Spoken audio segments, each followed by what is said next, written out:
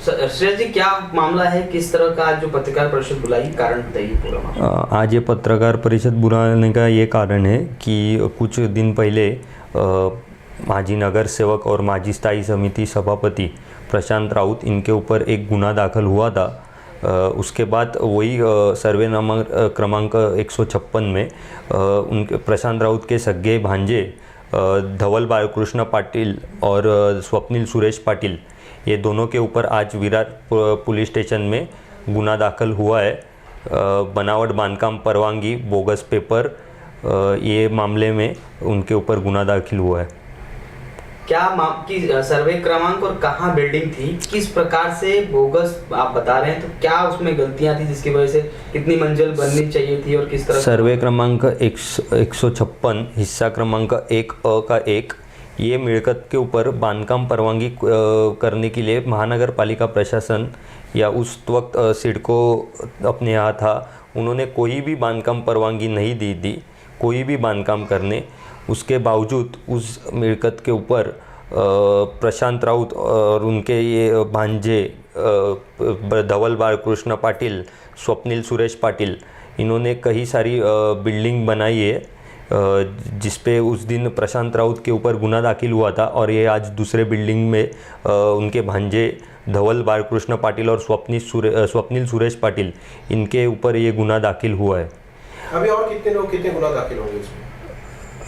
ये मामले में ये बिल्डिंग का जो मामला है, इसमें दिलीप खंडागड़े और जगह मालक, इनके ऊपर भी साथ में गुना दाखिल हुआ है।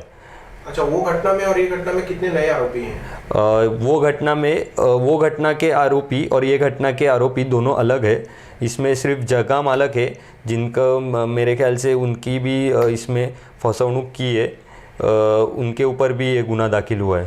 तो आप एक एक्टिविज्म कर रहे हैं जिसमें आप इस तरीके के जो धोखाधड़ी हुई है वो चीज़ें पकड़ रहे हैं, तो लोगों से क्या कहना चाहेंगे आप? लोगों से आपके माध्यम से यही कहेंगे कि जो ये प्रशांत राउत, ये जो नगर सेवक है, आज 25 साल से ये यहाँ पर नगर सेवक है, इन्होंने अपने पद का और राजकीय बल का फ़ायदा उठाते हुए और गलत तरीके से ऐसे कई बांधकाम मनवेलपाड़ा विभाग में और वसई विरार शहर महानगर पालिका परिक्षेत्र में किए। जैसे आप देखेंगे इसमें, तो उन्होंने अपने खुद के सगे भांजे को भी इसमें इन्वॉल्व करके उनके माध्यम से ये गैरकानूनी काम किया है। तो ये आपके माध्यम से हम यही कहेंगे कि अगर ऐसा किसी भी अगर लोगों के साथ ऐसा धोखाधड़ी हुआ है, तो वो आके हमसे मिले, हमें ये बताए, तो जिन्होंने भी ऐसा उनके साथ गैर काम किया रहेगा, उनके खिलाफ हम आवाज़ उठाएंगे।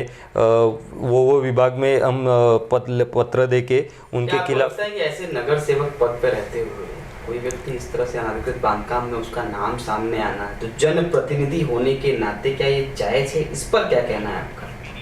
एक जनप्रतिनिधि है, उसके रहते हुए, यानी नगर सेवक था, तो इस तरह की चीजें हुई थी, तो नहीं, जनता को आप क्या कहेंगे इस पर? कई नगर सेवक है, खाली ये बांधकाम परवानगी नहीं, रास्ते के मामले है, पानी के मामले है। अभी कुछ मामले ऐसे भी है कि लोगों के पास से पानी का पैसा लिया गया है, उनको कोई रिसीट नहीं दी गई है, लोगों को फंसाया गया है।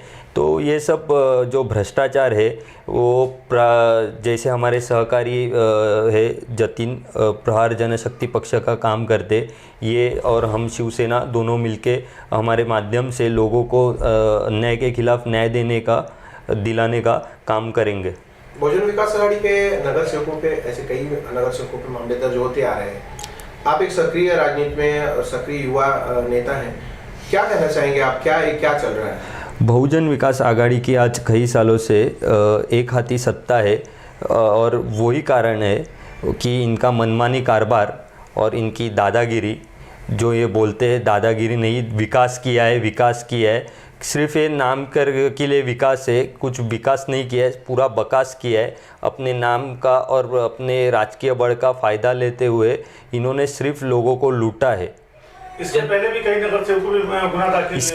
कई नगर सेवक के ऊपर गुना दाखिल हुआ है, और इसके बाद भी कई नगर सेवक बहुजन विकास आघाड़ी के हैं जिनके हाथ जिनके हाथ ये अनधिकृत बांधकाम में है, जिन्होंने लोगों को फंसाया है, जिन्होंने वसई विरार शहर की जनता को गन्ने के जूस के जैसे ऐसे निचोड़ के उनके साथ नाइंसाफ़ी की है, उनके खिलाफ हम आवाज़ उठाएंगे। और नगर सेवक रहने दो, चाहे आमदार रहने दो, चाहे कोई भी रहने दो, जिन्होंने जनता के साथ गलत किया है उनके खिलाफ हम आवाज़ उठाएंगे और इनके ऊपर हम गैर कानूनी जो काम किए उनके खिलाफ हम कड़ी से कड़ी कार्रवाई करके रहेंगे। पहले भी कई नगर सेवकों में गुनाह दाखिल हुए लेकिन कार्रवाई के नाम पर शून्य है, तो इस पर क्या कहना है? नहीं, कार्रवाई के मामले में शून्य नहीं। हमारे आयुक्त साहब है, पुलिस आयुक्त साहब है, उनसे हमारा बात हुआ है।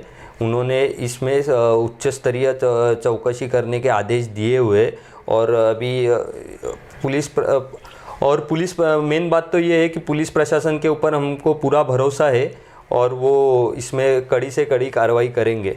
एक जनप्रतिनिधि, एक समाज सेवक होने के नाते आप एक सक्रिय भूमिका निभा रहे हैं। जनता ऐसे लोगों से कैसे बचे? वसई विरार में हजारों लाखों अवैध निर्माण है, लोग घर खरीदने के लिए आते हैं, सस्ते में घर मिलता है। आप क्या कहेंगे, कैसे लोगों को बचना चाहिए ऐसे फ्रॉड लोगों से? नहीं, लोगों को घर खरीदते वक्त उस जगह की वो बिल्डिंग अधिकृत है या अनधिकृत है, ये महानगर पालिका से कंफर्म करने के बाद ही वहाँ पर घर खरीदना चाहिए। कुछ लोग वसई विरार में कुछ बिल्डर ऐसे हैं जो सस्ते में घर दिलाने के नाम पे लोगों के साथ धोखाधड़ी करते हैं, तो ऐसे लोगों से बचने के लिए महानगर पालिका का चुनाव नजदीक है, क्या आपको लगता है ऐसे जनप्रतिनिधि वापस जीतेंगे? जनता के साथ फिर से ऐसा होगा तो क्या आह्वान करेंगे आप जनता से? नहीं, महानगर पालिका का इलेक्शन नज़दीक है और वो उसके लिए हम यही आह्वान करेंगे कि आज तक ये ऐसे नगर सेवक लोगों ने जनता के साथ धोखाधड़ी किया है। फिर से ऐसे लोगों को अगर आप फिर से आपके साथ धोखाधड़ी करने का चांस देना नहीं चाहिए, ये मैं आपके माध्यम से उनको कहना चाहूँगा। और इस सब बातों को मद्देनज़र रखते हुए जनता ने इलेक्शन का सामना करना चाहिए। जी, वसई विरार में ऐसे बहुत सारे लोग हैं जिनके साथ फ्रॉड हुआ है, चीट हुआ है। सिर्फ ये मामला नहीं, बहुत सारे मामले हैं, तो आप उनकी कैसे मदद करेंगे? आपको लोग कहाँ संपर्क करें, कैसे संपर्क करें? ये मेरे ऑफिस है यहाँ पर, मनवेलपाड़ा विभाग में मेरा ऑफिस है। मैं जनता का काम करने के लिए यहाँ पर हमेशा तत्पर रहता हूँ और अगर कोई भी आपके माध्यम से या कहीं भी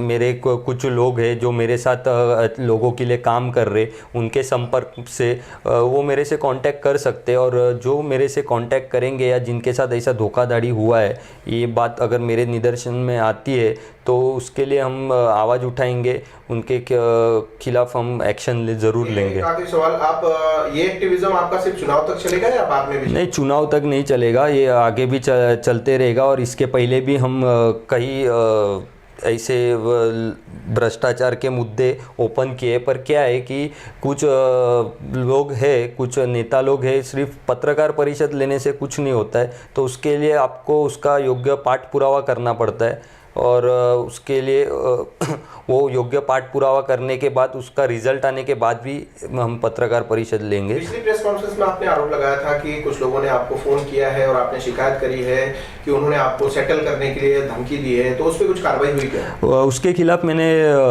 सदानंद दाते साहब जो है उनसे बात करके उनको लेखी तकरार दी है और ऐसा मेरे को और उनके खिलाफ कार्रवाई करने का उन्होंने मुझे आश्वासन भी दिया है।